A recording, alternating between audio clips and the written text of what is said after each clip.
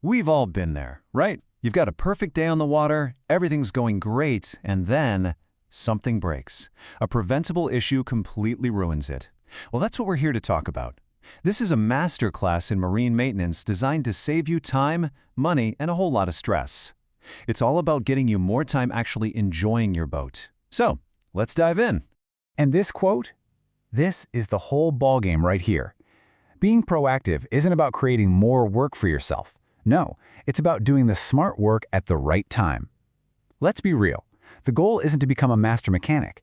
It's to maximize our time out on the water. That's why we do this, after all. Think about it. Your boat is constantly waging a war against its environment. It's not like a car you can just tuck away in a garage. It's always out there, taking a beating from the sun, the salt, the water, and especially that thick, humid air. And ignoring that battle, that's not just lazy. It's going to cost you. Big time. So here's our game plan. We're going to start with the right mindset. Then we'll map out a year-round maintenance schedule.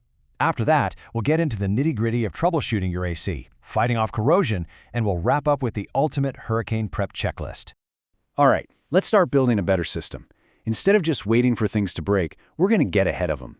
The best way to do that, especially if you boat year-round, is to think in quarters. It breaks the whole year down into manageable chunks and keeps your boat ready for anything. And here's what that looks like. You can see each quarter has its own mission. Quarter 1 is for those deep system checks. Quarter 2 is all about getting ready for summer. Quarter 3, that's all about hurricane prep. And Quarter 4, we wind down with a deep clean and some annual service. Okay, so for Q1, we're focused on what's below the waterline.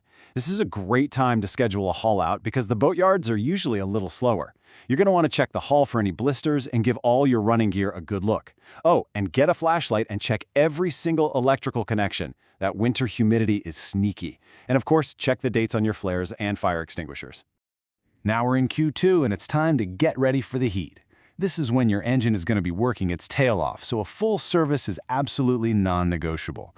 Pro tip, get that AC service before the first real scorcher. Trust me. The sun's going to be brutal, so check your canvas for weak spots and give those freshwater tanks a good flush. All right, things get serious in Q3. This is the big one, hurricane season. Hoping for the best is not a plan. You need to review your hurricane strategy, know exactly what your marina expects from you, and check every single cleat and railing. And please, test your bilge pumps and float switches. They are your absolute last line of defense. And one more thing, back up your electronics. So as we round out the year, it's time to undo all the damage summer did. Check your fuel system, maybe add some stabilizer. That sun has been baking your finish, so now's the time to polish out that oxidation. And inside, you got to do a serious deep clean to fight off any mildew that's taken hold.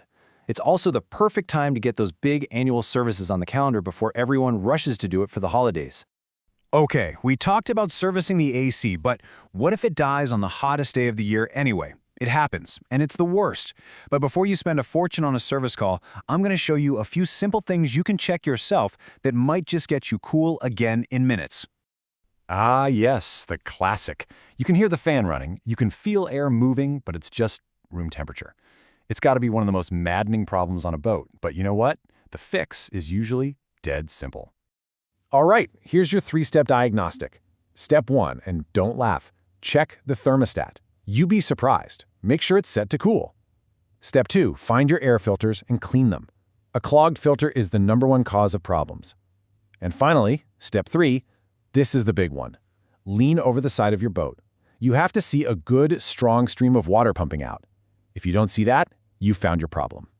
So if the water flow is weak or just not there, here are your usual suspects. First, check the sea strainer basket. Its job is literally to get clogged, so always start there. If it's clean, check the through hull itself for barnacles or growth. After that, just trace the hose and make sure it's not kinked. And last, your pump might just have an air bubble in it. You can usually purge that by carefully loosening the hose on the outside until water starts flowing. Let's switch gears and talk about the 2 silent killers on any boat, corrosion and moisture. These guys don't make a big noise when they show up. They just quietly and consistently eat away at your boat's value and its safety. Knowing how to fight them is absolutely critical. First, a super quick science lesson, but stick with me because this is really important. Most of the time, what we call electrolysis is actually galvanic corrosion. Just think of it like a tiny battery. You put 2 different metals in salt water, and one metal basically dissolves to protect the other. True electrolysis is way rarer. That's when a stray electrical current is causing the problem. And here's why that science lesson matters in the real world. This is the classic mistake, putting a shiny stainless steel bolt directly into an aluminum part. In salt water, that aluminum is just going to turn to dust around the bolt. You have to remember that whenever two different metals touch in a wet environment, one of them is going to lose the battle. Your job is to make sure it's not an important part. So how do we win this fight? Well, first, we use the science to our advantage, with sacrificial anides, or zincs. They're designed to be the metal that gets eaten away first. Just replace them when they're about half gone. You can also physically separate metals with plastic washers or gaskets. And of course, use those corrosion-blocking sprays on everything. For moisture, it's all about airflow. Open those lockers, use dehumidifiers, whatever it takes to keep things dry. Okay, now for the topic nobody really wants to think about, but we absolutely have to: hurricane prep. Look, this isn't just about protecting your investment. It's about being a responsible member of the boating community. A boat that breaks free can destroy countless others. This part is completely non-negotiable. If you're not convinced this is serious, just look at this number: $25,000. According to FEMA, that's the potential damage from just 1 inch of floodwater. 1 inch.